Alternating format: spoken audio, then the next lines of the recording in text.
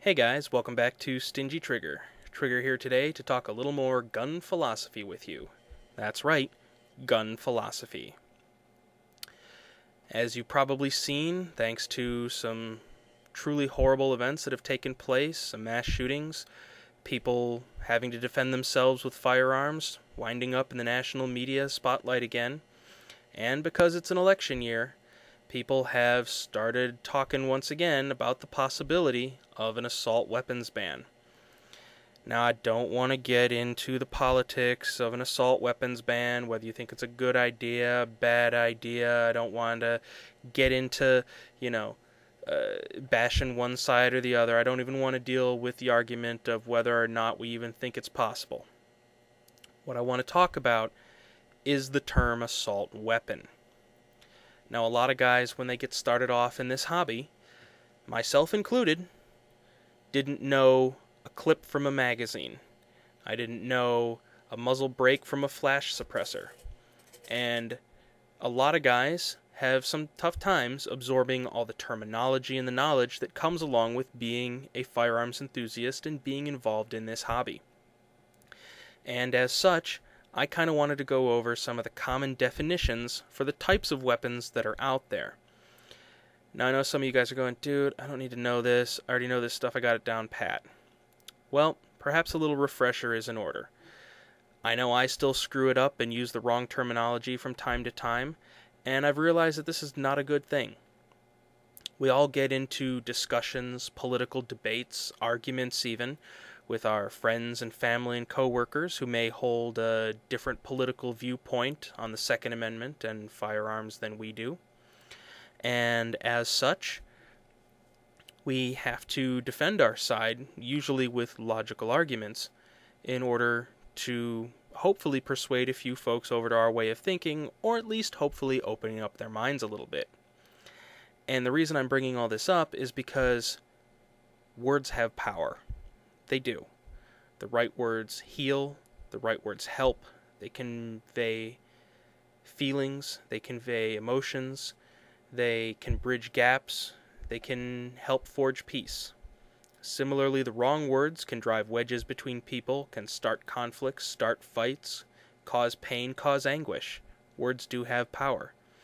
And just as words can convey these types of feelings, they also convey meaning. And when we allow the opposing side to muddy the waters by mixing up different terms and using things interchangeably and not correcting them, it waters down our argument and allows more and more things to be classified together so that they can use a single argument on an emotional level that is completely separate from a factual argument. Hence the term assault weapon. And the term assault weapon is a made-up term. I mean, all terms are made up, but that's not what I'm getting at. It is a term made up by lobbyists, the media, politicians, and political action committee members when they wanted to come up with a new scary term to classify lots of different firearms together that really shouldn't be lumped in the same package. Because the term assault weapon doesn't actually refer to the functionality of the weapon. The term assault weapon simply refers to the features that are on it. To use the proper terminology, when referring to a weapon, you should be referring to something as an assault rifle, a battle rifle, a pistol caliber carbine, a submachine gun, a machine pistol, a semi-automatic tactical rifle, a semi-automatic Sportster rifle, a bolt-action rifle, and etc. However, if the antis have their way, many of the things, the terms that I just said, that refer to many different types of firearms get lumped together under being an assault weapon, even though it has nothing to do with each other or in many cases how they work. For example, let's look at the terminology for an assault rifle. An assault rifle, as we all know, was an invention of the Germans at the end of World War II, when they premiered the STG-44, the Sturmgewehr, the storm rifle. It had 5 qualifications that made it the first in a unique line of firearms that has since been adopted as the main line weapon for most nations' standard ground troops. It had to be an individual's weapon, capable of firing from a shoulder mount, so a stock, so it couldn't be crew-served or tripod-mounted. It had to be capable of select fire, so it has to shoot semi-burst, full auto, or some combination thereof. It has to be of an intermediate powered cartridge. It has to have a detachable magazine. It cannot be fed from a belt or a clip. And it must have a range greater than 300 meters. And a lot of things get called assault rifles, although not all of them are. For starters, we have the M16 family, and then I'm including things like the M4 and all the variants thereof. It's an individual's weapon. It is capable of select fire in both single, 3-round burst, and full auto. It fires the intermediate cartridge, the 5.56 by 45, sometimes referred to as the 223. It has a detachable magazine of varying sizes, and it has a range greater than 300 meters. Now, 300 meters is kind of an important number. Basically, the Germans realized that most of their combat engagements over long distances were happening at about a range of 300 meters, and usually it was less than that. It was the distance between trenches, or across hedgerows, or a farmer's field, from hilltop to hilltop, down the street, across a rooftop. You get the idea. So that 300 meter mark became rather important, and every rifle, like the M16, has adopted it since then. Let's look at another one, the AK-47 series, and I'm including all the variants again in there. It's an individual's weapon. It is capable of select fire, single, full auto, etc. Shoots an intermediate cartridge, in this case the 7.62 by 39. Has a detachable magazine and a range again in excess of 300 meters. Another good example of an assault rifle is the H&K G36. It is again an individual's weapon, has select fire capabilities in single round, 2-round burst, and full auto. It fires again the 5.56 by 45 cartridge, has a detachable magazine, and again a range of 300 meters. However, while these are all assault rifles, there's a lot of stuff that are called assault rifles and more commonly assault weapons by, well, folks who don't know any better and folks who do know better but are trying to mislead you, that get classified there by mistake or by purpose. For example, an MP5. It's still an individual's weapon, it's still capable of select fire, and it still has a detachable magazine. However, its effective range is only 50 to 200 meters, as it fires a pistol caliber cartridge, 9, 40, 45. Then there are weapons on the other end of things. For example, the G3. It is again an individual's weapon, capable of select fire, has a detachable magazine, a range of well in excess of 300 meters. I believe its operating distance is 400 to 600 meters. But however, it shoots a 7.62 by 51 cartridge. That makes it a full-size battle rifle. And depending on whose military you're talking to, sometimes a light machine gun. Same goes for the FN-FAL. It is again an individual's weapon, capable of select fire, has a detachable magazine, a range again in the 400 to 600 or 700 meter range, but again fires that 7.62 by 51 cartridge, making it a battle rifle. Things, of course, are even more often confused when it comes to the civilian market. For example, the AR-15. In many ways, at least visually, identical to an M16. It's an individual's weapon, range greater than 300 meters, shoots that same 5.56 by 45 cartridge, has a removable magazine. However, it's semi-auto only. It's not capable of select fire, and as such, is not an assault rifle. It's what we often refer to as a tactical carbine, or a semi-automatic tactical rifle. Same goes for the civilian AK. Individual's weapon, greater than 300 meter range, 7.62 by 39 cartridge, removable magazine, and again, semi-automatic only. That makes it, again, a civilian tactical rifle as opposed to an assault rifle.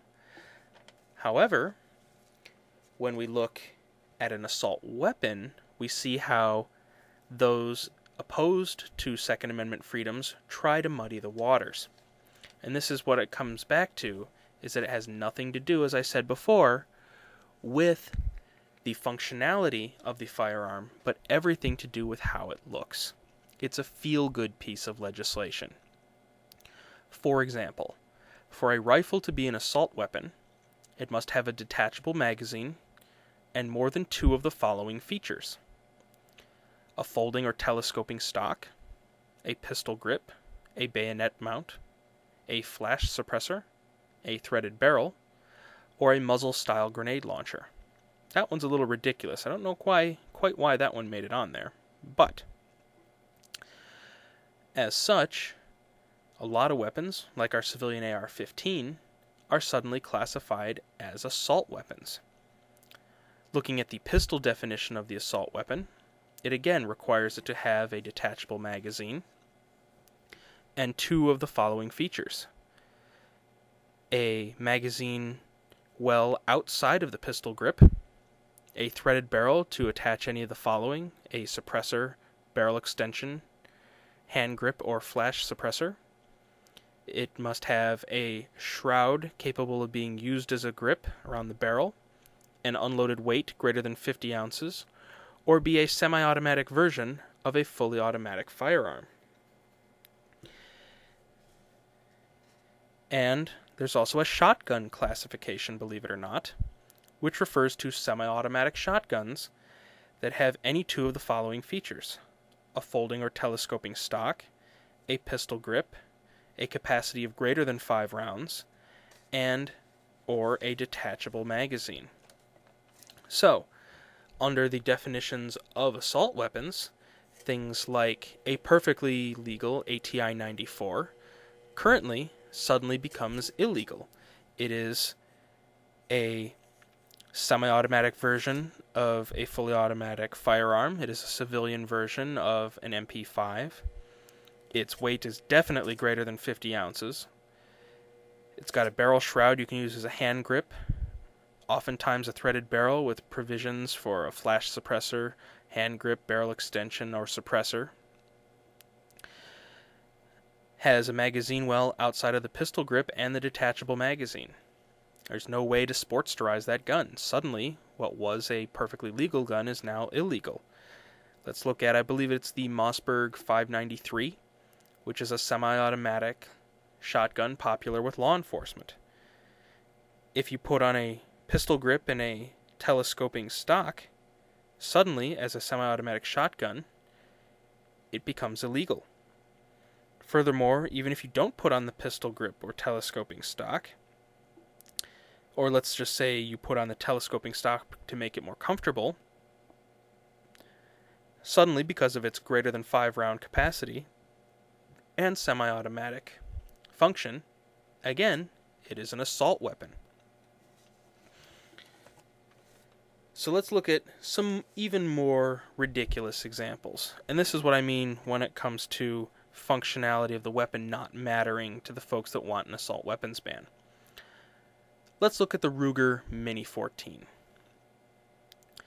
The Ruger Mini 14 you see here has a folding stock, a pistol grip, still doesn't have the bayonet mount, but does have a flash suppressor, and no grenade launcher. With its removable magazine, that makes it an assault weapon. However, this Mini 14 you see here, with a fixed stock, with a rifle grip, no bayonet mount, no flash suppressor, and no grenade provisions, even though it uses the same removable magazine, is 100% legal under an assault weapons ban. However, despite the fact that the first one is illegal and the second one is legal, there's no consideration for function. They can still use the same mechanism, fire in the same fashion as fast as you can pull the trigger, still have the same round count capacity. In fact, they use the same magazine and are equally effective in the hands of a skilled or unskilled shooter. There is no functional difference between these two rifles. Let's look at a little more serious option. This is a PTR 91. No folding stock here, but it does have a pistol grip and a flash suppressor. No bayonet mount and no grenade launcher, but those two extra features of the flash suppressor and pistol grip are enough with its removable magazine to classify it as an assault weapon. However, if you remove so much as one of those features, say for example in this PTR 91, with its fixed stock, pistol grip, but no bayonet mount, no flash suppressor, and no grenade launcher, suddenly this rifle is completely legal.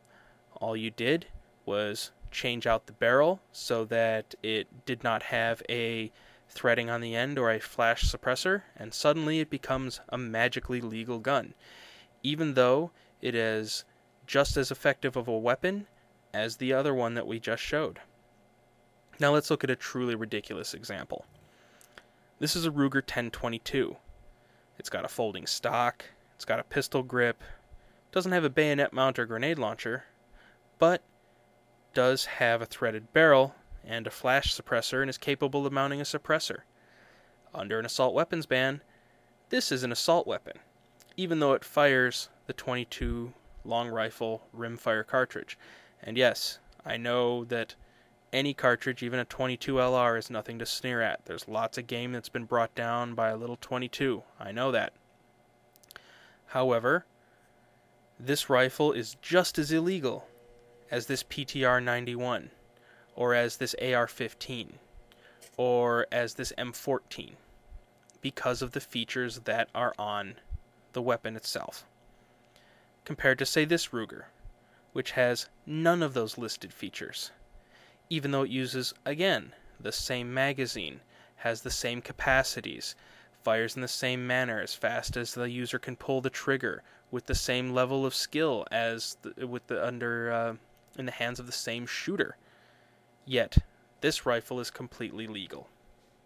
So as you can see, an assault weapons ban and its made-up terminology is not designed to have any kind of effective impact on the guns that are available. Yeah, they may look different. They may feel a little different. But, functionally speaking, they're going to work just the same. Doesn't matter if you're talking about a Sportsterized AK-74, a Mini 14, a PTR 91, a Ruger 1022, or anything in between. Just simply saying because you have to have a lack of features doesn't actually change the functionality or the lethality or the usefulness of a particular firearm. Just because it doesn't look like Rambo's gun doesn't mean it's not as deadly, and just because it looks like Grandpa's squirrel hunting gun doesn't mean it's safer.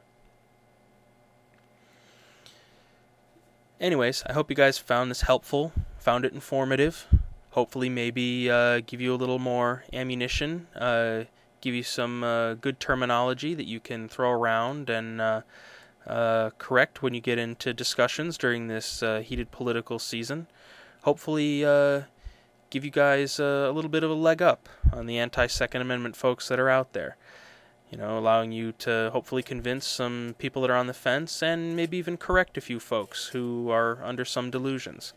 Not saying we're going to win everybody over, but at least if we use the right terminology in the right place at the right time, we can add more weight to our arguments and at least get people to maybe consider that we've got a good point going here. And if we allow the antis out there to continue to muddy the water with terms like assault weapons and grouping things together based on how they look, it's going to wind up bad once again for the firearms community. As always, guys, thanks for watching. Please subscribe for more fun gun and project videos. And remember, we're just a couple of city slickers working this out as we go along. Thanks for watching.